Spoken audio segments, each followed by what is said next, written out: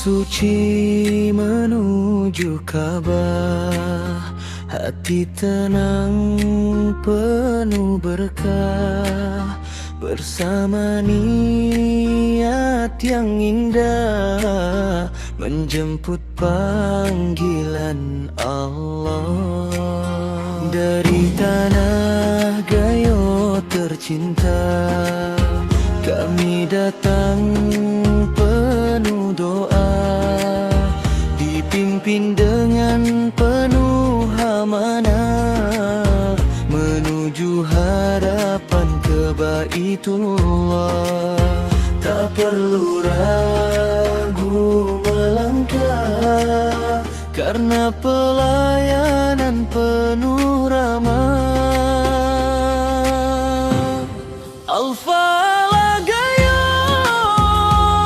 amanah, temani langkah ibadah dengan hati tulus ikhlas, melayani sepenuh nafas. Al-Falah Gayo amanah, membawa hati penuh berkah menuju tanah yang mulia, menjadi tamu Allah.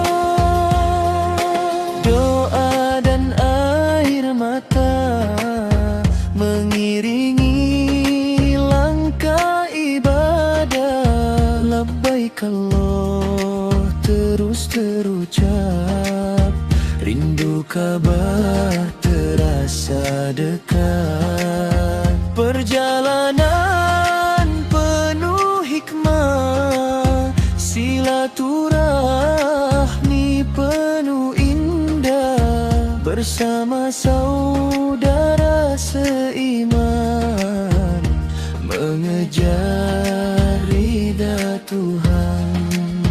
Insya Allah selamat jalannya, nyaman sampai tanah sucinya. Al-Falah Gayo